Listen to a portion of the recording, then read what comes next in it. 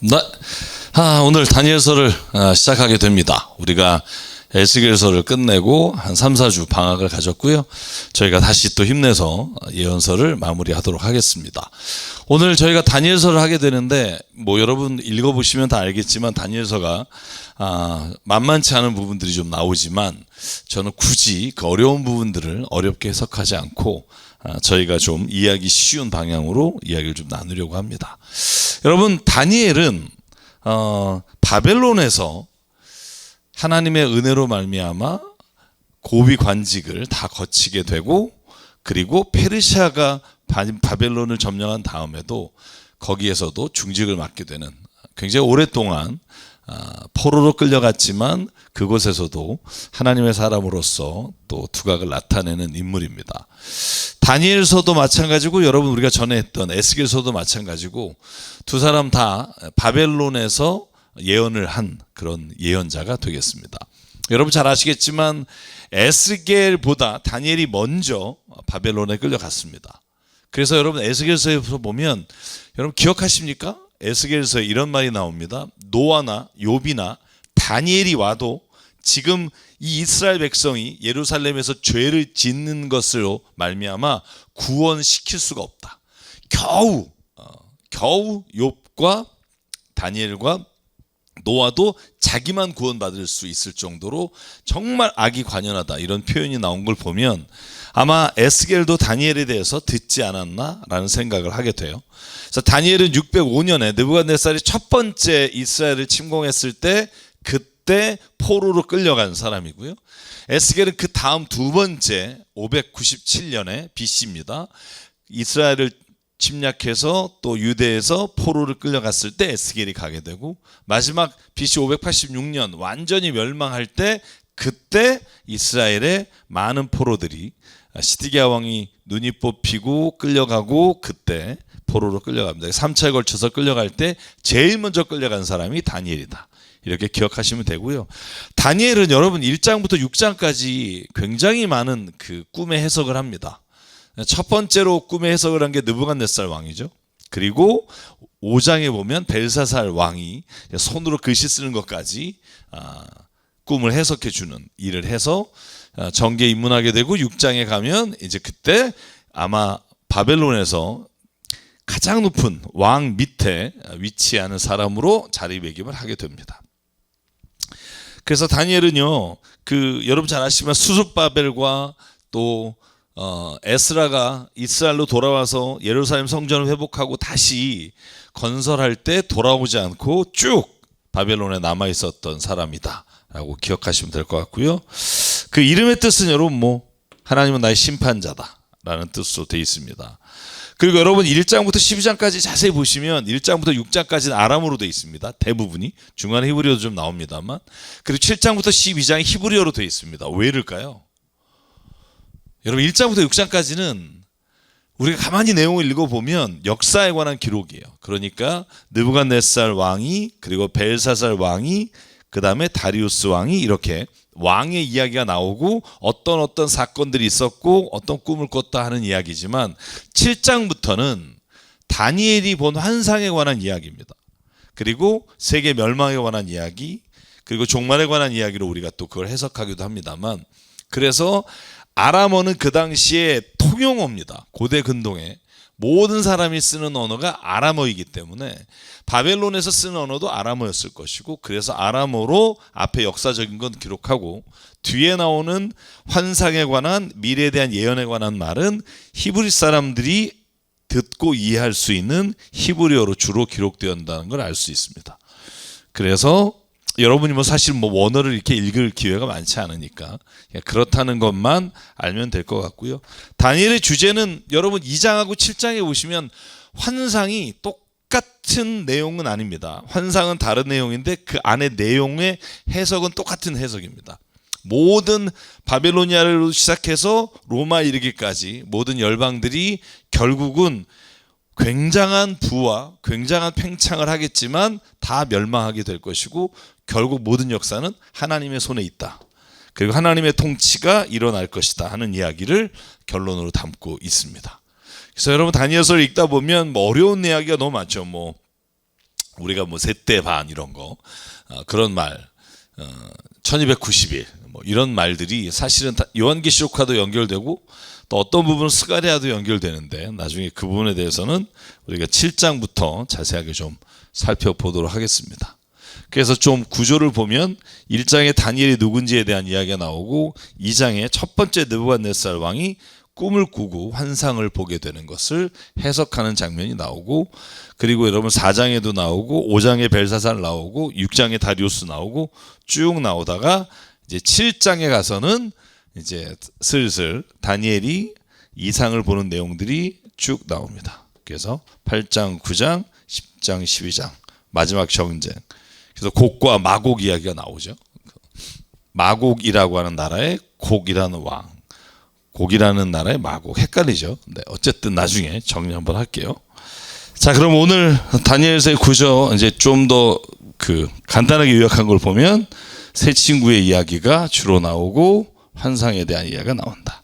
자, 이렇게 말하고 넘어가겠습니다. 네, 요거 나중에 저희가 필요할 때 찾아서 보고 숫자만 좀 할게요. 다니엘서에 나오는 숫자 아니면 뭐 계시록에 나오는 숫자 여러분이 뭐 다 아시겠지만 1부터 10위까지가 저희가 주로 다루는 숫자가 되고요. 1은 완전한 하나님의 유일하신 숫자입니다. 그래서 오직 한 분 하나님입니다. 이런 말씀이 창세기부터 신약까지 계속 되고요. 그래서 1은 하나님에 관한 숫자다. 그다음에 2라는 숫자는 어둠의 숫자입니다. 세상의 숫자라고 우리가 흔히 말합니다만 잘 등장하진 않지만 저희가 그렇게 숫자적으로 보면 그런 의미를 담고 있습니다. 3은 완전수죠. 그러니까 여러분 성부, 성자, 성령 이렇게 우리가 삼위일체를 말하는 것처럼 3이라는 숫자는 하늘의 수라고 말합니다. 땅의 숫자는 4다. 동서남북 항상 4개로 나눠지는 그런 땅의 숫자라고 우리가 보통 4를 표현하고요. 5는 여러분 알겠지만 땅의 수에 하나를 더한, 그래서 은혜의 숫자다. 우리가 보통 그렇게 표현합니다. 6은 여러분 아는 것처럼 사탄의 수라고 말하는 이유는 6이 항상 666 뭐 이런 표현도 성경에 나오지만 사람의 수, 사탄과 관련된 수라고, 그래서 2 플러스 4는 6이니까 그래서 6으로 보통 사탄의 수, 나쁜 수를 표현하는 게 성경에 나온 숫자의 개념들이 그런 게 많다는 거죠. 반드시 연결되진 않습니다만 7은 우리가 아는 것처럼 3 플러스 4, 그죠? 하늘의 수와 땅의 수를 더하니까 완전수다. 우리가 보통 그렇게 표현하고요. 8은 재창조, 구원의 숫자다. 7 플러스 1이잖아요. 그래서 여러분 노아가 방주를 타고 갈 때 8명이 방주를 탑니다. 그래서 8이라는 숫자가 우리가 보통 구원의 숫자다라고 말하지만 이것도 뭐 항상 그런 건 아닙니다. 여러분이 좀 이해하기 쉽게 숫자를 좀 풀어봅니다. 12는 하늘의 수와 땅의 수를 곱한 수예요. 3, 4, 12. 그래서 부활의 수, 완전수. 그래서 12제자, 12장로 이런 단어들이 계속 나오잖아요. 그래서 여러분이 그렇게 이해하시면 좋겠고, 그래서 1, 3, 7, 12는 신성한 수. 성경에서는 이 숫자가 가장 하나님의 뜻과 그리고 하늘의 이야기를 할 때 많이 나오는 숫자 개념입니다. 그래서 여러분 그렇게 이해하시면 좋겠습니다. 한번 나가보죠. 다니엘서 1장. 오늘 좀 4장까지 가보려고 하는데 시간이 어떻게 될지 모르겠습니다만 네, 쭉 가볼게요. 자, 오늘 본문에 보면 여호야킴이 왕위에 오른 지 3년이 되는 해에 바벨로니아의 느부갓네살 왕이 예루살렘으로 쳐들어와 성을 포위하였다. 앞에 제가 말씀드린 거 있죠. 605년에 다니엘이 끌려올 때 왕은 누구냐? 여호야킴입니다. 여호야킴이 여러분 딱 3개월 그죠? 나라를 통치하다가 끌려가고 그 아들인 여호야긴이 왕이 되잖아요. 11년 동안 통치합니다. 근데 여호야긴 때 BC 597년에 에스겔이 끌려가죠. 그래서 여호야킴 때 다니엘이 끌려가고 여호야긴 때 에스겔이 끌려갑니다. 그리고 마지막 시드기야 왕 때 예루살렘이 멸망하면서 세 번째 포로를 끌려가죠. 자, 그때 하나님의 성전 기물 중에 여러분 느부갓네살이 다 가져갑니다. 보물 창고에 있던 뭐 금잔, 금초대, 뭐 성전 안에 있던 것들을 싹 가져갑니다. 여러분 히스기야 왕이 바벨로니아의 사신들이 왔을 때 다 보여줬을 때 그런 말을 듣잖아요. 와서 히스기야에게 선지자가 말하기를 네가 이것을 보여준 것처럼 이 본 모든 게 다 바벨론에 끌려갈 것이다. 그 말씀이 이루어진 게 여호와킴 때 다 가게 됩니다. 그리고 여러분 5장에 보면 벨사살 왕이 뭐 가지고 축제를 벌여요? 성전에서 가져온 금잔으로 1000명의 사람들을 다 초대해서 그걸로 마시다가 죽게 됩니다. 그래서 아주 이제 5장에 저희가 가면 그 처참한 장면을 좀 보게 될 텐데, 자, 그래서 여호와킴 때 다니엘이 바벨론에 끌려왔다. 그런데 왜 끌려왔느냐? 굉장히 멋있고 흠이 없고 잘생기고 모든 일을 지혜롭게 할 수 있는 통찰력이 있는 소년들을 끌고 온 거예요. 그러니까 포로로 끌려간 사람들은 대부분은 지식층이거나 왕의 자손이거나 아니면 굉장히 뛰어난 인재들을 끌고 갔다. 그래서 저희가 그렇게 이해하면 되겠습니다. 에스겔은 여러분 잘 아시지만 제사장이었고요. 다니엘은 젊은 소년이었고 그 나이가 아마 15살, 16살로 추정합니다만 그때 끌려갔습니다. 그래서 3년 동안 교육을 시켜서 이런 거예요. 바벨로니아의 아이들하고 여기 포로로 끌려간 아이들 같이 교육을 시켜서 뛰어난 애들만 왕의 옆에서 일할 수 있도록 선발하는, 그러니까 다시 말하면 소년 양성소 같은 겁니다. 거기에 이제 다니엘과 세 친구가 끌려가서 거기서 살게 됩니다. 이게 이제 오늘 1장의 시작입니다. 그러면 자 6절부터는 다니엘 혼자 갔느냐? 아니다. 친한 친구가 있었다. 그 이름이 하나냐, 미사엘, 아사랴. 여러분 하나냐, 미사엘, 아사랴가 히브리 이름입니다. 다니엘도 히브리 이름이고. 근데 재밌죠? 여러분 우리가 다니엘은 히브리 이름으로 아는데 사드락, 메삭, 아벳느고는 바벨로니아 이름인데 우리는 그 이름을 알아요. 그래서 우리는 항상 뭐라고 말하죠? 다니엘과 세 친구가 사드락, 메삭, 아벳느고. 그죠? 벨드사살이라는 다니엘 이름, 그 바벨론 이름은 부르지 않아요. 참 이게 사람의 습관이 무서운 거죠. 원래 하려면 이렇게 해야 돼요. 그 다니엘, 하나냐, 미사엘, 아사랴 이렇게 말해야 히브리 이름이고, 다니엘과 친구 이름을 만약에 우리가 바벨로니아 이름으로 한다 그러면 다니엘이라고 하면 안 되고 벨드사살, 사드락, 메삭, 아벳느고. 그냥 여러분 그냥 뭐 좀 특이해서 제가 말씀을 드립니다만, 자 문제가 뭐냐면 왕이 준 음식만 먹어야 돼요. 왕이 준 음식이라는 게 뭘 의미하냐면 여러분 고기와 좋은 진수성찬이 나온다는 걸 말하고, 고기와 진수성찬은 어디서 갖고 왔느냐? 대부분 고대 근동에서 고기는 신에게 제사를 드리고 난 다음에 그 짐승을 먹게 돼 있어요. 그러니까 여러분 다니엘과 세 친구 하나냐, 미사엘 그리고 하사랴가 왜 이걸 반대하냐 하면 내가 하나님께서 약속하신, 하나님이 말씀하신 부정한 짐승을 먹을 수 없습니다 라는 것을 신앙을 지키기 위해서 안 먹어요. 그리고 채소만 먹겠다. 여러분 그런데 잘 보실래요? 환관장이 환장하는 거죠. 왜? 자기가 만약에 이 소년들에게 음식을 주는데 이 음식을 먹는 애가 만약에 비실비실거리고 죽거나 하면 그걸 책임이 누가 가겠어요? 환관장이 다 책임을 져야 합니다. 여러분 환관장이 우리가 좋은 말로 하니까 그렇지 내시라는 뜻이거든요.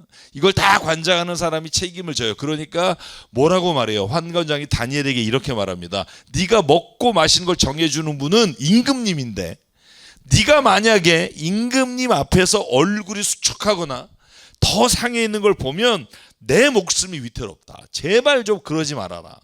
이해가 가죠?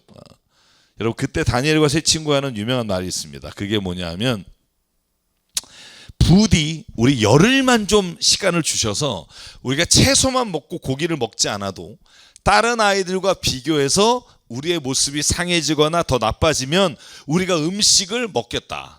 그렇게까지 약속은 안 했지만 그와 같은 약속을 합니다. 우리가 열흘만 시험해 볼 수 있겠냐. 그래서 얼굴빛과 왕이 내린 음식을 먹는 젊은이들과 비교해서 우리의 모습이 훨씬 좋다면 계속 먹을 수 있도록 해달라. 그랬더니 감독관이 말합니다. 열흘 동안 한번 시범해 보자. 열흘이 지나서 봤더니 다니엘과 세 친구, 그죠? 하나냐와 미사엘과 아사랴, 우리가 뭐 사당에서 아벤노라고 하는 이름도 있지만, 자 그들의 얼굴이 훨씬 더 건강해 보입니다.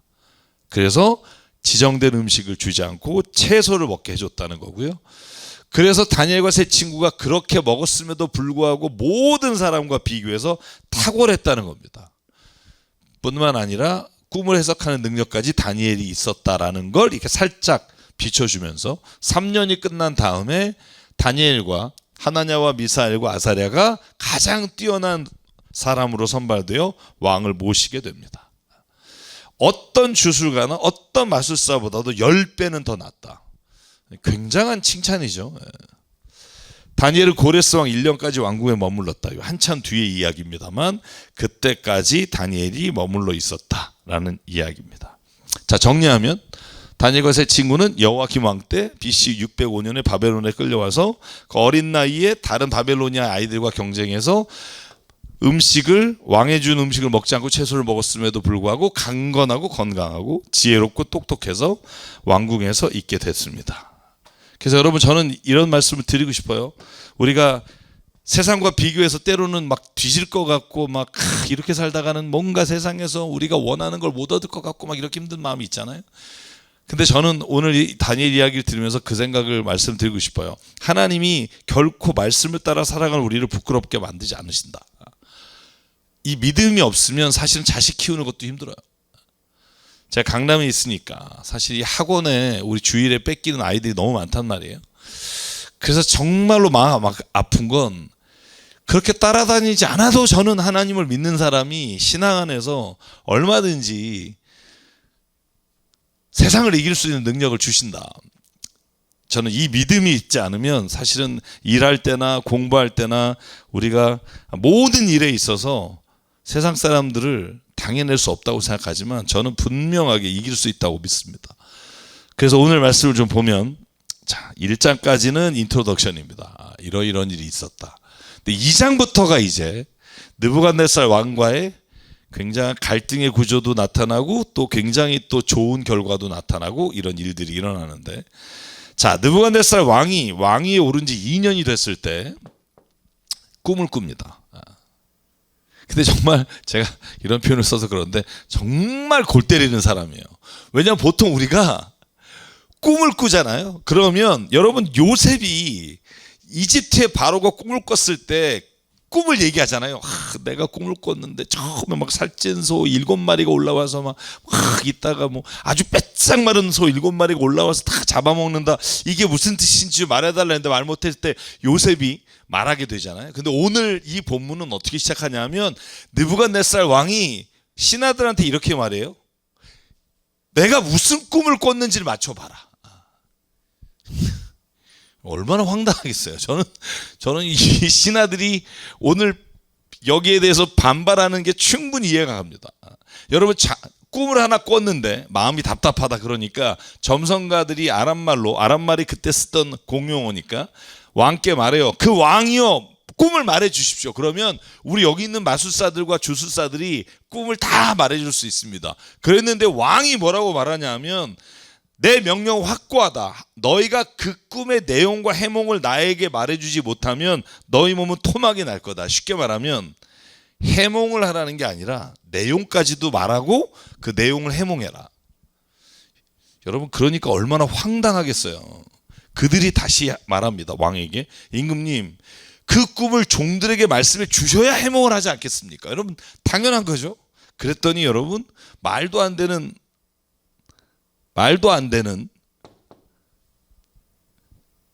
고집을 피웁니다. 그게 뭐냐면, 너희가, 잠깐만요, 8절부터 좀 사라졌네요. 제가 설명을 드릴게요. 네.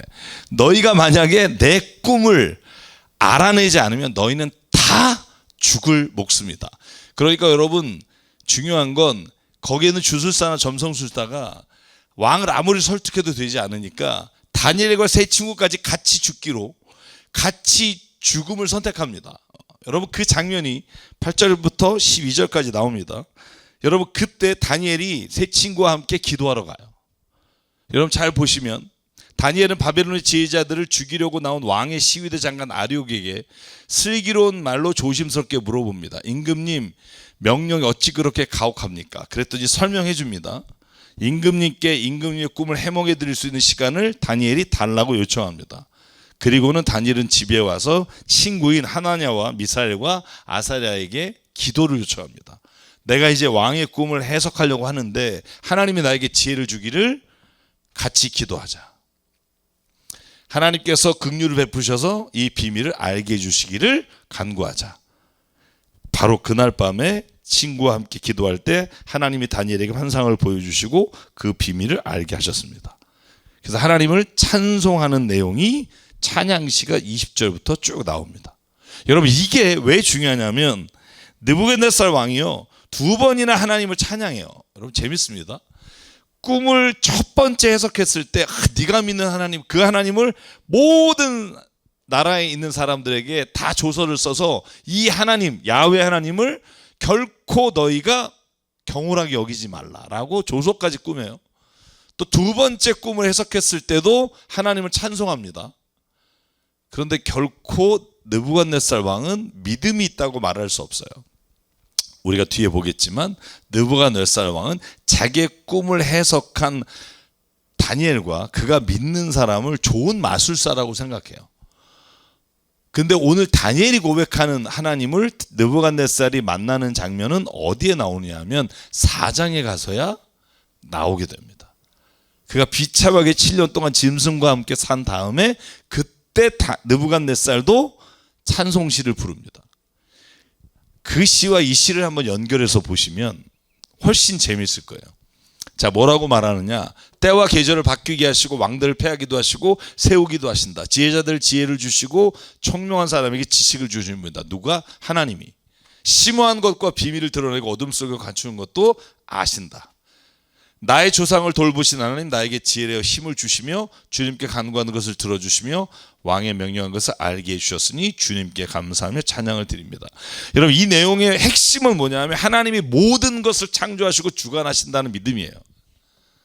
느부갓네살이 그 믿음에 이르기까지 굉장히 많은 믿음의 단계를 거치는데 그게 우리가 신앙생활에서 가는 모습과 너무나 비슷하다는 거죠. 우리가 한번 그걸 추적하면서 같이 한번 이 이야기를 따라가 봅시다. 자, 다니엘이 아디옥에 갑니다. 그래서 왕을 아련하게 해주십시오. 왕이 꿈을 내가 맞추겠습니다. 자, 그리고 다니엘과 세 친구 같이 기도하는 마음으로 왕에게 갑니다. 잘 보시면 저는 오늘 다니엘과 세 친구를 보면서 이런 죽음의 직전에 이렇게 정말 위험한 순간에 갔을 때도 이 친구들이 선택한 건 기도예요. 여러분, 6장에서도 마찬가지잖아요. 다니엘이 신전에 있는 우상에게 절하지 않는다는 것으로 인해 또 왕에게 절하지 않는다는 것으로 인해 그가 위기와 죽음에 직면했을 때 그때도 집에 돌아가서 창문을 열고 이스라엘 향해서 기도합니다. 그러니까 여러분, 다니엘과 세 친구가 그냥 하나님이 특별히 뭐 도와주셔서가 아니라 그들은 하나님 앞에 기도함으로 말미암아 그들의 삶에 있어서 하나님의 은혜를 체험하고 그리고 그 하나님을 계속해서 의지하고 나갔다는 거죠. 그래서 마지막 순간까지 우리가 의지해야 될 분은 세상이 아니라 하나님입니다. 다니엘 오늘 그걸 우리에게 보여주고요. 자, 왕에게 갔습니다. 왕에게 가서 자, 아리옥이 말합니다. 유다 포로 가운데 임금님 꿈을 해몽할 사람을 데려왔습니다. 벨드사사이라고도 하는데 꿈을 해몽해 드리겠습니다. 그랬더니 물어봅니다. 네가 내 꿈을 내용까지 말할 수 있단 말이냐? 자기도 황당하겠죠. 저도 만약에 저한테 누가 와갖고 내가 꿈을 꿨는데 목사님 그 꿈을 좀 해몽해 주십시오 하고 내용을 들으면 혹시라도 유출할 수 있는데 만약에 내 꿈이 뭐게요? 이러면 집에 가세요 이럴 것 같아요. 왜냐하면 이건 뭐 나를 시험해 보는 거겠죠. 뭐 정말 그 뜻을 알고 싶은 게 아니라. 그랬더니 다니엘이 말합니다. 임금님이 자, 물으신 비밀은 어떤 지혜나 주술가는 맞출 수 없는데 하나님만이 그걸 알 수 있습니다. 오직 비밀을 알려주시는 분은 하나님이십니다. 다니엘은요, 저는 이런 거예요. 만약에 이런 꿈을 해석할 수 있는 능력이 있다. 만약에 제가 그런 능력이 있어서 어떤 왕이나 대통령이 나에게 그걸 물어봤을 때 내가 알려주잖아요. 그러면서 은근히 나는 내 자신을 이렇게 과장해서 말했을 것 같아요. 제가 어제 곰곰이 생각해 봤는데 이런 꿈을 꾸신 것 같다. 근데 이런 꿈은 이런 의미를 가지고 있다. 그러면 내가 높여질 수 있잖아요. 근데 다니엘은요, 한 번도 그렇게 하지 않습니다. 저는 이게 다니엘이 된 이유라고 생각해요. 다니엘이 마지막 날까지 한 번도 실수하지 않고 하나님의 뜻을 살아간 이유가 뭐냐? 교만하지 않아요. 왕에게 말할 때도 이 꿈을 알려주신 분은 하나님 뿐이십니다. 내가 이걸 말하지만 나는 하나님이 알려준 걸 전할 뿐이지 나에게는 아무런 능력이 없습니다. 하나님이 느부갓네살 임금님께 앞으로 일어날 일이 무엇인지를 알려주시기 위해서 나를 통해서 일하시는 겁니다. 이게 너무너무 중요해요. 여러분, 오늘날 우리가 교회가 왜 하나님의 뜻을 잃어버리게 되냐면 자꾸 내가 가진 능력이라고 생각하니까 그래요. 여러분, 우리는 진짜 아무것도 아닙니다. 하나님이 나를 통해서, 여러분을 통해서 일하실 뿐이지. 그래서 임금님 느부갓네살의 꿈을 맞추시는 건 내가 아니라 하나님이십니다. 그 일을 반복합니다. 왜냐하면 이게 느부갓네살에게 너무 중요한 거니까. 느부갓네살이 깨달아야 하는 내용입니다. 임금님 잠자리에 드셔서 앞날의 일을 생각하고 계실 때 비밀을 밝히시는 분께서 임금님께 앞으로 일어날 일을 알려주셨습니다. 내가 아는 게 아니라는 거예요. 그리고 꿈을 이야기합니다.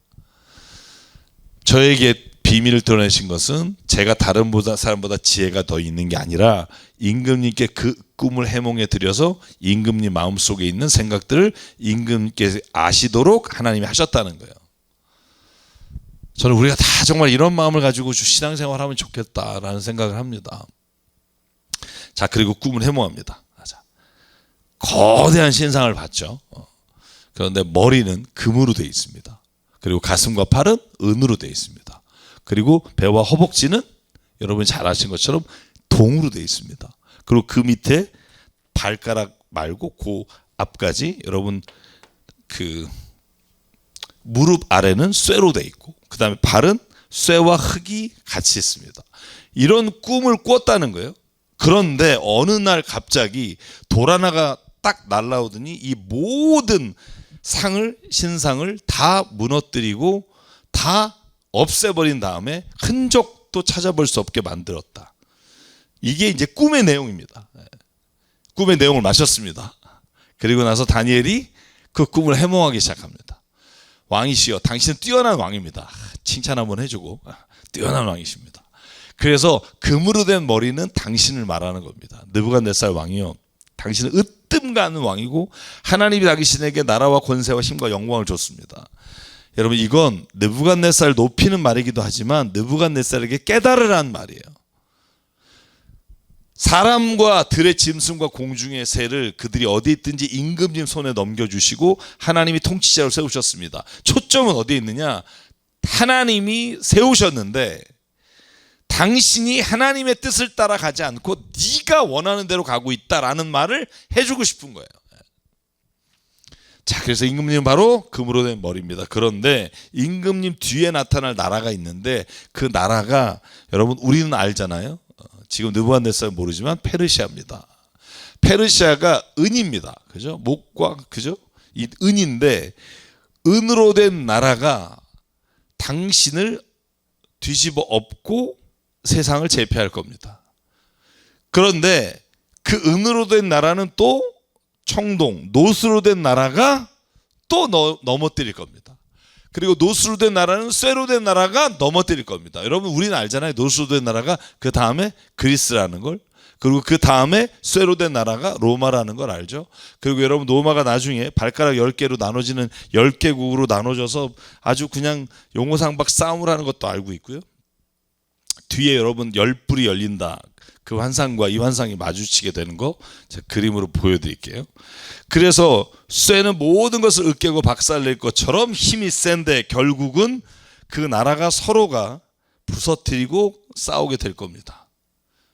자, 그리고 임금님이 보신 발과 발가락의 일부는 진흙이고 일부는 쇠인데 나라가 나누어질 겁니다. 쇠처럼 강하기도 하지만 그러나 일부는 쉽게 부러질 것입니다.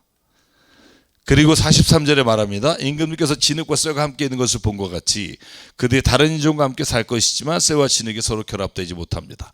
여기까지가 세계사예요. 여러분 기억하십시오. 여기까지가 세계사적인 기록입니다. 그런데 뒤에가 아까 말했죠. 갑자기 돌 하나가 날려와서 모든 금신상을 무너뜨렸다. 여기서부터가 하나님의 주권적인 역사에 대한 이야기예요. 자, 그런데 하늘에 계신 하나님이 한 나라를 세우실 겁니다. 돌멩이가 나와서 모든 걸 무너뜨린 것처럼 그 나라는 영원히 망하지 않을 것이며 다른 백성이 넘어지지 않을 것이고 그 나라가 도리어 다른 모든 나라를 쳐서 멸망시키고 영원히 설 겁니다. 이게 예수 그리스도의 나라까지 우리가 확장된다고 우리가 해석을 하죠. 자, 아무도 돌을 떠내지 않았는데 돌 하나가 난데없이 날아왔어요. 그래서 뭐 금과 은과 쇠와 모든 노쇠를 무너뜨립니다. 이 말은 뭐냐면 하나님이 앞으로 일어날 일을 임금께 알려드린 겁니다.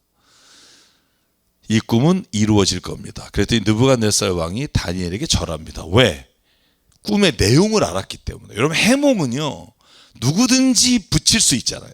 예를 들면 이런 꿈을 꿔서 금은 이게 무슨 뜻일까를 생각해서 우리가 말할 수 있는데, 여러분, 느부갓네살이 무릎을 꿇고 절할 수밖에 없는 건 꿈의 내용을 알았다는 게 놀랍잖아요. 자기만 알고 있는 걸 다니엘이 알고 그걸 해석하니까 100% 받아들일 수밖에 없죠. 예물과 행물을 그에게 드리고, 그리고 말합니다. 그대들의 하나님은 참으로 모든 신 가운데 으뜸가는 신이요 모든 왕 가운데 으뜸가는 군주시다. 그대가 이 비밀을 드러낼 수 있었으니 과연 그대의 하나님은 비밀을 드러내는 분이다. 여러분, 이게 신앙 고백이라고 착각하면 안 됩니다. 저는 이렇게 신앙생활하는 분이 교회 진짜 많아요. 이게 문제예요. 지금 느부갓네살은요 우리가 믿는 하나님을 고백하는 게 아니에요. 네가 믿는 하나님이 모든 신 가운데 대빵이다지, 하나님이 유일하신 하나님이고 온 세상을 다스리시는 분이다라는 고백을 언제 하냐면 4장 넘어가야 해요. 이따 그 고백의 변화를 좀 볼 텐데, 제가 요번에 다니엘서 보면서 이걸 발견하면서 우리의 신앙도 이와 같은 길을 걷는구나라는 생각을 해요.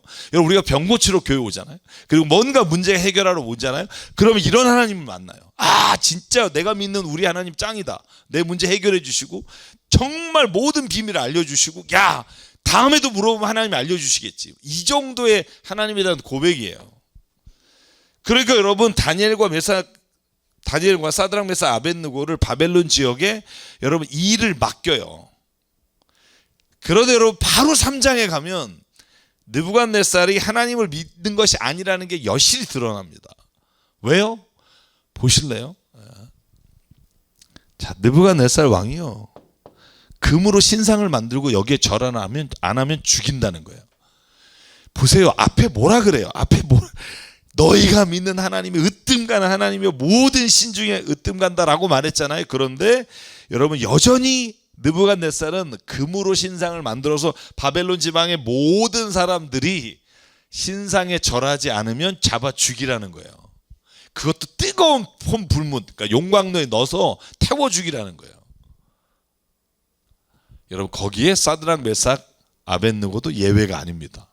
이걸 보면 알 수 있죠. 앞에 신앙 고백은 그냥 내 꿈을 마친 굉장히 뛰어난 하나님, 그리고 나에게 도움을 준 하나님, 내가 세상을 살면서 내가 가는 길에 나를 도와주시는 분, 이런 분으로 고백하는 거지, 내 삶을 이끌어 가시고 전적으로 내가 찬양과 경배를 드려야 돼 하나님으로 믿는 게 아니에요. 이런 고백은 고레스에게도 나타납니다. 근데 안타까운 건 우리 믿는 교회 안에 많은 분이 이렇게 하나님을 믿어요. 그러니까 우리에게 신앙의 변화가 별로 없죠. 그죠? 어려울 때만 찾으러 오는 거죠. 자, 느부갓네살이 전령을 보내서 다 오라 그래요. 다 절하러 오라고. 그죠? 그리고 제막식에 느부갓네살 왕이 신상을 딱 세워놓고 모든 사람이 절하라고 말했는데 전령이 와서 큰 소리로 외칩니다. 모든 백성은 들으시오. 다 느부갓네살 왕이 세운 금신상에게 절을 하시오. 여러분, 그런데 앞불사, 이 신상에 절을 하지 않는 유일한 사람이 고발됩니다. 얘기 내용에 보면 모든 사람들이 다 금신상에서 절해요. 그리고 엎드려 절하지 않는 사람은 불타는 화덕에 던져 죽인다고 해요. 그런데 보십시오, 유대 사람의 사드락 메삭 아벳느고는 임금님의 신들을 섬기지도 않고 임금님이 세우신 신상에 절하지 않는다고 와서 고자질합니다. 이 말을 듣고 느부갓네살이 노하죠. 분노합니다. 그리고 왕 앞에 사드락 메삭 아벳느고를 끌고 옵니다. 그러니까 이렇게 말해요. 야, 사드락 메삭 아벳느고야, 들어라.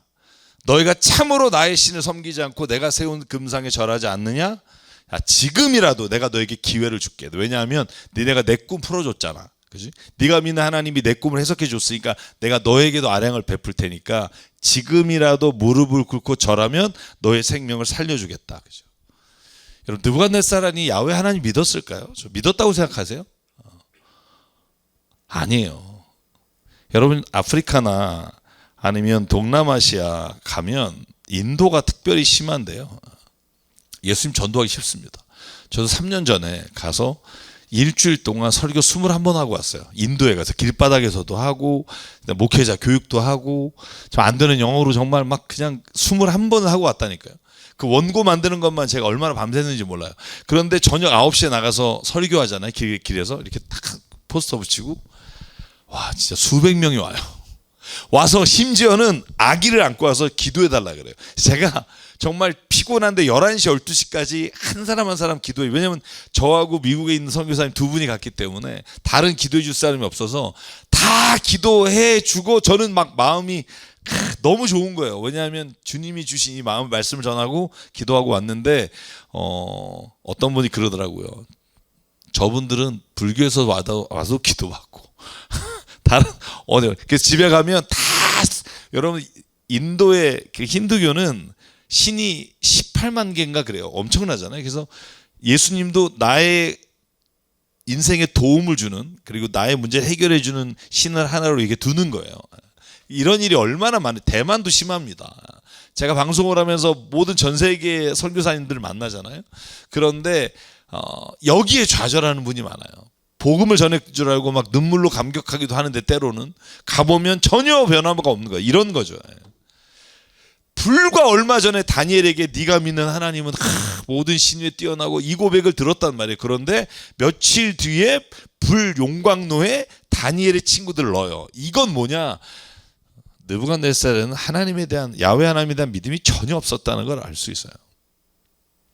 물론 시작점은 될 수 있어요. 우리가 하나님께 와서 기도하고 내 문제가 해결될 때 하나님이 계신 것 같다라고 하는 마음 정도로 시작하는, 그러니까 저는 이 느부갓네살의 신앙 고백은 신앙을 시작하는 단계에 어울리는 고백이다. 그러나 하나님이 원하시는 단계의 신앙은 아니다. 자, 이렇게 아주 그냥 다니엘 세 친구한테 너네들 죽을래 무릎 꿇을래 선택권을 줍니다. 저는 여기에서 좀 정리할게요. 느부갓네살 왕은 다니엘의 꿈이 해석으로 인해 자신이 누구인지 어떤 위치를 깨달았어요. 그런데 하나님까지 찬양했잖아요. 높여드렸고. 그런데 얼마 지나지 않아도 우상에게 절하지 않으면 친구들을 다 용광로에 집어넣는다는 거죠. 그러니까 느부갓네살을 우리가 신앙적으로 표현하면 계속 끊임없이 자기에게 도움을 주고 자기가 어려울 때 기적 같은 일을 베푸셔야 하나님이라고 인정하는 신앙이죠. 저는 이런 신앙에서 벗어나지 않으면 사실은 우리는 진짜 하나님을 못 봅니다. 왜 제가 로마서 1장을 강의하면서 그런 내용을 늘 드려요. 믿음에서 믿음에 이른다. 저는 이게 페이스로 어떻게 페이스에 이르지? 이게 너무 힘들었거든요. 피스티스라는 단어예요. 헬라어로. 그러면 믿음으로 믿음에 이른다. 이 앞에 믿음은 뭐고 뒤에 믿음은 뭐지? 어떤 믿음을 가져야 뒤에 믿음에 이르지? 이게 고민거리였는데 그때 하나님이 제게 이 말씀을 가지고 제 스스로가 하나님 깨달은 게 있어요. 그게 뭐냐 하면 앞에 믿음은 뭐냐 하면 하나님이 계신다는 믿음이에요. 하나님은 살아계실 수 있다. 하나님은 천지에 있겠네. 하나님은 있네. 이 믿음이에요. 근데 뒤에 믿음은 뭐냐? 믿음으로 어떤 믿음에까지 가야 되냐면 하나님이 나를 창조하시고 나의 모든 인생의 주관자 되신다는 믿음이에요. 그 믿음에 이르는 과정 안에 느부갓네살이 시작점에 있다는 거예요. 하나님은 있어. 하나님 한 분이 있는데 다른 신도 있고 나에게 도움을 줘라는 정도의 신앙.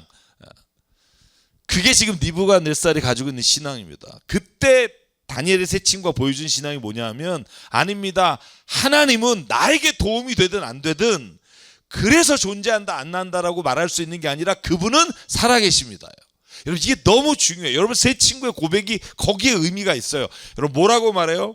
아벳노고와 사드락 메삭이 굽어 살펴 주십시오. 이 일을 두고 임금에게 내가 대답을 할 필요가 없습니다. 왜? 하나님은 우리에게는 당신에게 절하해서 목숨 건지는 정도의 그런 신이 아닙니다. 그리고 고백합니다. 불에 던져져도 임금님, 우리를 지키는 하나님이 우리를 활활 타는 화덕 속에서 주해 주실 겁니다. 임금님의 손을 줘서 구해 주실 겁니다. 여기까지의 믿음은 여러분 느부갓네살의 믿음과 크게 다르지 않아요. 왜? 나를 도와주신 하나님, 내가 어려움 가운데 있을 때 나를 건져주실 겁니다. 이 믿음. 그 다음에 믿음이 너무 뛰어난 거예요. 이게 진짜 우리가 가야 될 믿음인 거예요. 그렇게 되지 않아도 나는 감사합니다, 우리 이렇게 말하잖아요. 여러분 이 내용은 훨씬 깊어요. 그러지 않아도 우리는 임금님의 신들을 섬기지도 않을 거고 임금님이 세우신 금신상에 절하지 않을 겁니다. 왜냐하면 내게 어떠한 내가 원하는 게 이루어지고 안 이루어지고가 살아계신 하나님을 믿는 것과 관련돼 있지 않다는 거예요. 여러분 우리가 왜 시험에 빠져요? 내가 정말 바라는 일이 안 되고 뭐 내가 사랑하는 여자가 날 떠나고 뭐 이런 거로 인해 하나님이 계셔 막 안 계셔, 이런 청년들 진짜 많이 보게 되잖아요. 여러분 우리의 신앙이 어디까지 가야 되냐면 그리 아니하실지요예요. 그러니까 왜냐하면 이것으로 하나님이 계신다 안 계시다라고 생각하는 정도의 신앙은 느부갓네살 정도의 신앙이라고 봐요. 내 꿈을 해석해 주는, 그래서 내가 미리 미래에 닥칠 어려움과 환난을 예비할 수 있도록 도와주는 신. 여러분 이런 신은요, 여러분 그 당시에 고대군동에 있는 모든 신들이 그래요. 그걸 우리가 우상이라고 말해요. 바알도 마찬가지잖아요. 다산의 신이잖아요. 곡식을 풍요롭게 해주는 신. 내가 믿으면 나를 풍요롭게 해주니까 믿는 거잖아요. 모든 신은, 그러나 우리가 믿는 하나님에 대한 신앙은 그게 아니라는 거예요. 여러분 그러니까 느부갓네살 열받아요. 화가 잔뜩 나서 얼굴이 울그락해진다는 거죠. 그리고 7배나 더 뜨겁게 해서 화덕에 넣어버려라. 그죠? 이게 뭘 말하죠? 앞의 신앙은 아무 의미가 없어요. 나에게 지금 대들어? 나에게 지금 니네가 감히 도전을 해? 여러분 이거죠. 여러분 우리가 신앙생활하고 교회생활하면서 이런 마음 가질 때가 얼마나 많아요. 주 안에서 우리가 하나입니다. 형제님 사랑합니다. 뭐 이렇게 말하지만 결국 내 자존심 상하면 이렇게 변하잖아요. 저것도 싹 그냥 뭐 없애버리자 이런 생각이 들잖아요. 아직 신앙이 사도 바울의 표현으로 하면 젖을 먹는 신앙이라 그래요. 젖을 먹는 신앙이 뭐예요? 떠먹여줘야 돼요. 내가 진짜 내 젖을 주면서 하는 신앙이 아니라 남의 주는 것을 먹으면서 가는 신앙이에요. 여러분 여기에서 사도 바울이 이렇게 말하죠. 음식을 먹을 수 있는 신앙으로까지 가야 된다. 여러분 그래서 이 셋을 화덕에 넣어요. 여러분 화덕에 집어넣을 때 여러분 재밌는 게 21절이에요. 바지하고 속옷도 입혀요. 여러분 몸은 안 탈 수 있잖아요. 그런데 재밌는 건 옷하고 속옷까지도 다 넣는데 안 타요. 이게 진짜냐 아니냐, 여러분 그걸 가지고 우리가 지금 논할 필요는 없고요. 성경에 일어난 사건이, 저는 하나님께서 우리에게 이 이야기를 통해서, 그 역사적인 사실을 통해서 깨닫게 하시는 게 있다고 생각해요. 옷도 안 타요. 속옷도 안 타. 그리고 사드락 메사 아벳느고를 붙든 사람은 불에 타 죽는데 이 사드락 메사 아벳느고는 그 화독 속에서 살아남아요. 여러분 그런데 여러분 느부갓네살이 왜 왔겠어요? 이놈들이 다 죽나 안 죽나 보려고 왔겠죠. 그런데 안 죽어요. 그리고 한 사람이 더 있어요. 4명이에요. 여러분 아마 이런 생각했을 겁니다. 느부갓네살 왕이 다니엘이 들어갔나? 뭐 이런 생각하지 않았겠어요? 그런데 왕이 보면서 이렇게 말합니다. 내가 보기에는 4사람인데 모두 결박이 풀려 있고 화덕 안에 걷고 있고 아무런 상처도 없다. 더욱이 넷째 사람의 모습은 신의 아들과 같다. 그러니까 천사가 함께 그들과 있었다라고 볼 수 있습니다. 그리고는요, 여기서 느부갓네살 왕이 또 신앙 고백을 해요. 그런데 여러분 이 신앙 고백도요, 우리가 하나님의 믿음의 경지에 이르는 단계까지 신앙 고백이 아니에요. 보실래요? 가장 높으신 하나님의 종 사드락 메삭과 아벳느고로 이리로 나와라. 그죠? 나왔습니다. 뭐라 그래요? 모든 사람들이 모여 있을 때 여러분 불에 상하지도 않고 머리도 그을리지 않고 불에 탄 냄새도 안 나요. 그러니까 왕이 뭐라 그러냐면 이 사드락 메삭 아벳느고를 돌보신 하나님을 찬송해라. 그는 천사를 보내 그의 종들을 구하였다. 또 뭐가 반복돼요? 얘들이 믿는 하나님이 또 구해줬구나. 그죠? 하나님이 살아계시다. 하나님을 믿는 대상이 이유가 그 목적이 나에게 도움이 된다는 거예요. 얘네들 도우시는 하나님이 나도 좀 도움이 좋겠다. 그죠? 이 종들은 저희의 하나님을 의뢰하여 저희의 몸을 바치면서까지 왕의 명령을 거역하고 저희의 하나님 말고는 다른 신에게 절하지 않았다. 다른 신이 있다는 걸 여전히 인정하는 믿음이에요. 여전히 인정합니다. 그러면 내가 조서를 내린다. 민족과 언어가 다른 무 백성은 사드락 메삭과 아벳느고의 하나님을 두고 경솔히 말하는 일이 없도록 하라. 그러니까 신이 여러 명인데 얘네가 믿는 신도 너네들 그냥 인정해줘라. 자, 이와 같이 자기를 믿는 사람을 구원할 수 있는 신은 다시는 없을 것이다. 믿는 사람을 구원해 주는 거예요. 하나님이 아까 다니엘처럼 모든 것의 주관자가 되신다는 고백은 안 나와요. 도와주시는 분. 얘네 신이 조금 힘이 더 세서 다른 신보다 더 우월하다는 고백을 해요. 여러분, 그래서 사드락 메삭 아벳느고가 번영을 누리게 됩니다. 자, 느부갓네살 왕은요 하나님을 찬양해요. 신앙 고백도 어느 정도 해요. 그러나 눈에 보이는 기적을 뛰어넘는 신앙은 갖지를 못해요. 사드락 메삭 아벳느고의 그럼에도 불구하고 그리하지 아니하실지라도 이런 고백은 없다는 거죠. 자, 여러분, 하나님은 살아계시고 나의 삶의 인도자가 되십니다. 이 고백이 어렵지만 그게 사실이기 때문에 그 고백을 하기를 하나님 원하시고, 그럼 어떻게 돼야 돼요? 하나님이 날 도와주셔야 되는 게 아니라 내가 변하여 하나님의 자녀답게 살아야 되고 하나님의 나라를 이 땅에서 이루어가는 사람이 돼야 해요. 그게 하나님 우리가 원하시는 신앙의 모습이에요. 결국 우리는 어디로 가요? 천국에 가는데 이 땅에서 하나님의 나라를 이루어가요. 그게 사명이에요. 내가 때로는 사람들에게 모욕을 당하거나 내가 낮아지거나 내가 넘어져도 결국 하나님이 나를 통해 그 나라를 선포하게 하십니다. 이 믿음까지 느부갓네살에 가기를 원하셔요. 그래서 4장이 나옵니다. 자, 4장까지만 오늘 하고 갈게요. 여기 4장에 보면 느부갓네살 왕이 전국에 사는 민족과 다른 뭇 백성에게 다음과 같은 조서를 내립니다. 가장 높으신 하나님이 나에게 보이신 표적과 기적을 백성에게 알리길 원한다. 크도다 그 이적이요, 영원하도록 그 통치 대대 이를 것이다. 여러분, 이게 믿음의 고백 같지만 사실은 이 고백은 아직 부족한 고백입니다. 결국 느부갓네살 왕이 자기가 꿈을 꾸었는데 그걸 해석한 다니엘을 축복하고 찬양하고, 그리고 그 꿈을 알려준 하나님을 높이지만 결국은 하나님을 그 정도로 이해할 수 있다는 게 오늘 본문에 보면 9절에 여실히 나와요. 자, 느부갓네살 왕이 자기가 또 꿈을 꿨는데, 그런데 그 마술사의 우두머리인 벨드사살이 그 거룩한 신들의 영이 내가 꿈을 해몽한 것처럼 또 꿈을 꾸은 것을 해몽해봐라 라고 불러요.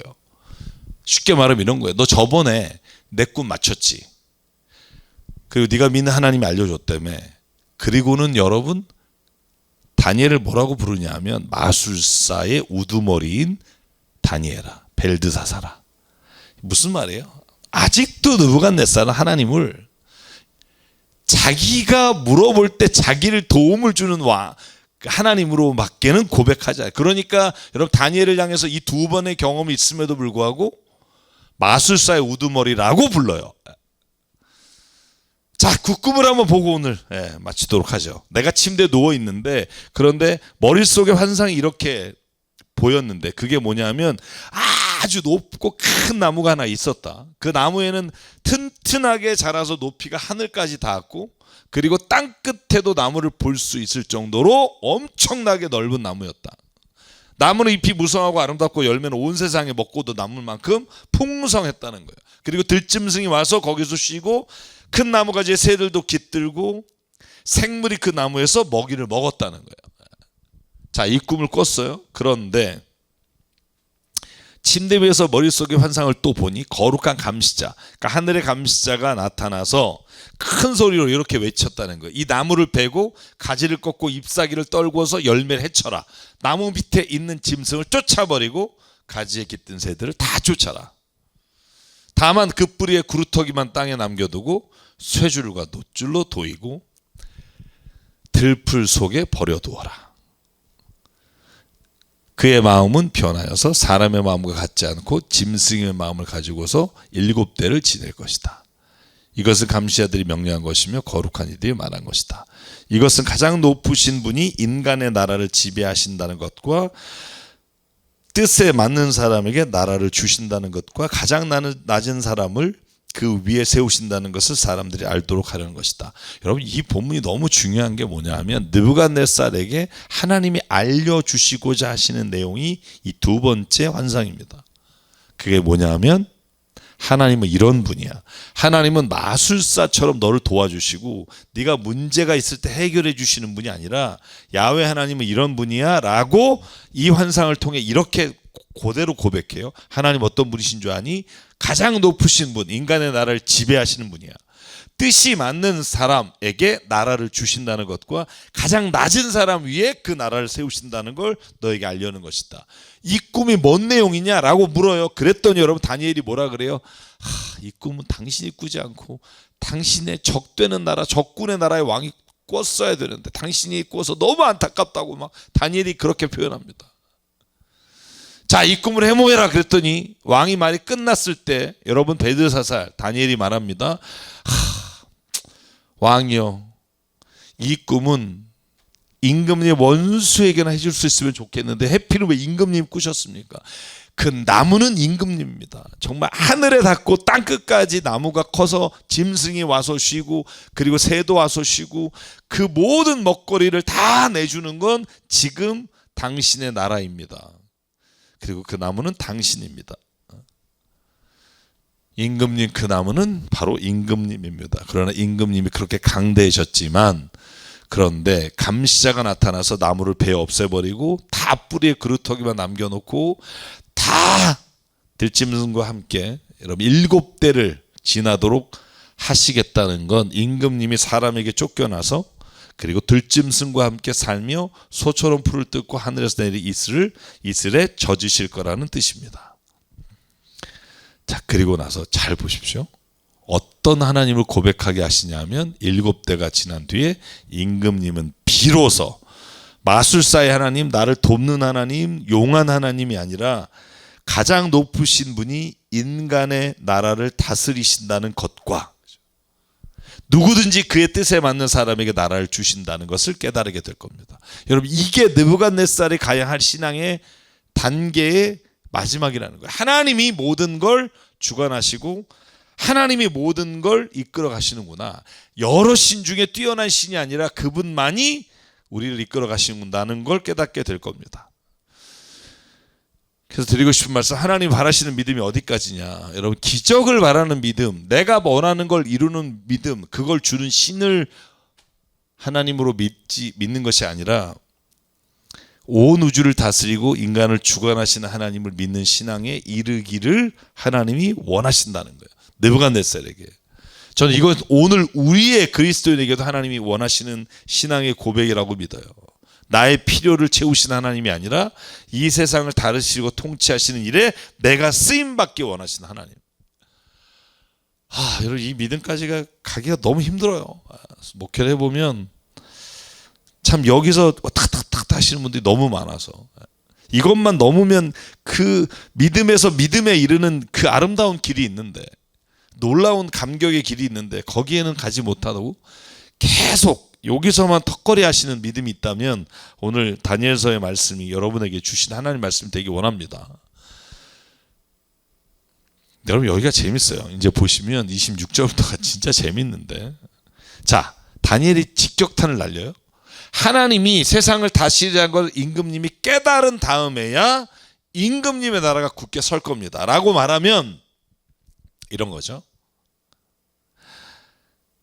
이 말을 미리 환상을 통해 보여줬으니 교만하지 말고 하나님이 이 땅을 다스린다는 걸 인정하고 낮아지고 겸손하게 하나님 앞에 살아가라라는 말이에요. 그걸 들었어요.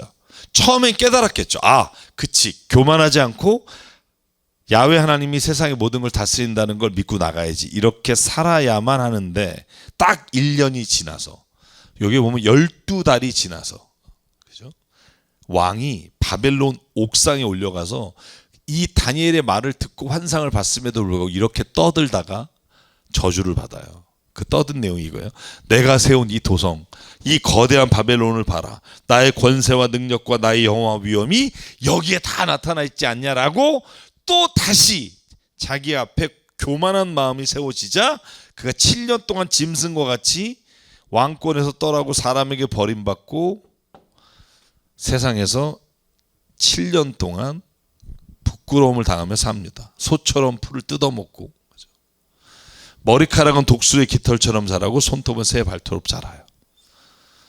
사람이 그렇다니까요. 보세요. 그 말 듣고 나서 1년은 어떻게 교만하지 말아야 그랬겠죠. 그런데 딱 12달이 지난 뒤에 또 똑같은 교만함과 하나님보다 높아지려는 마음. 그래서 C.S. 루이스가 오죽하면 가장 큰 죄가 교만이라 그랬겠어요. 이거 이겨내기가 쉽지 않습니다.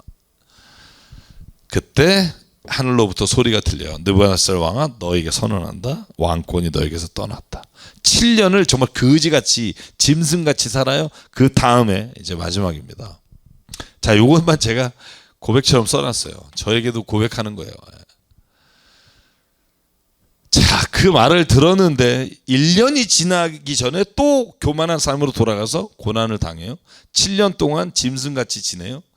교만이 가장 내려놓기 어려운 욕망이다. 우리의 가장 어리석은 모습이 느부갓네살의 모습과 동일하다. 겸손만이 하나님 앞에서 우리가 다스림을 받을 수 있는 유일한 길이다. 여러분, 교회에서 목회자든지 아니면 어떤 직분이 있든지 저는 이 교만의 늪에서 좀 벗어나기를 바라요. 내가 아니라 하나님이 하십니다. 나를 통해서 일하십니다. 자, 그래서 여러분 7년이 지났어요. 이제 마지막입니다. 느부갓네살 왕이 하늘을 우러러봐요. 정신을 찾아요. 그리고는 가장 높으신 분을 찬송하고 영원하신 분을 찬양하며 그에게 영광을 돌려요. 자, 아까하고 다르죠. 아까는 이런 말이 없어요. 가장 높으신 분, 그 영원하신 분을 찬양하고 여러분, 그리고 그의 통치가 대대로 이어집니다. 그리고 이런 고백해요. 자, 그는 땅의 모든 거민을 없는 것 같이 여기시며 하늘의 군대와 이 땅의 모든 거민에게 뜻대로 하시지만 아무도 그가 하시는 일을 막지 못하고 무슨 일을 이렇게 하셨느냐고 그에게 물을 사람이 없습니다. 여러분, 이 느부갓네살의 고백이에요. 내가 정신을 되찾았을 때 나의 명예와 위엄과 나라와 영화가 회복되었고 나의 고문과 대신들이 나를 찾아왔으며 나는 이전보다 더 큰 영광을 누리게 됐는데, 그런데 여러분 보십시오. 이제 나 느부갓네살은 하늘의 왕을 찬양하고 높이며 그분에게 영광을 돌리는 바이다. 과연 그가 하시는 일은 모두 참되며 그의 모든 길은 공의로우시니 그는 교만한 일을 낮추신다. 이게 느부갓네살 왕의 드디어 하나님과의 진짜 관계 안에 들어가는 신앙의 고백이라고 봐요. 그러니까 여러분, 3번의 과정을 거쳐서 이 사장의 마지막이 느부갓네살의 고백으로 나오고 다니엘서에서 느부갓네살은 여기서 끝납니다. 그리고 그 다음에 5장에 벨사살이 이제 이어집니다. 그래서 오늘 여기까지 좀 말씀을 보는데, 여러분 다니엘서는 한번 정말 곰곰이 꼼꼼하게 읽어보시고 그리고 한번 생각해 볼 만한 아주 귀한 말씀이다라는 생각을 합니다. 오늘도 함께 해주셔서 감사하고요. 다음 주에 또 다니엘서를 계속해 보겠습니다. 샬롬, 축복합니다.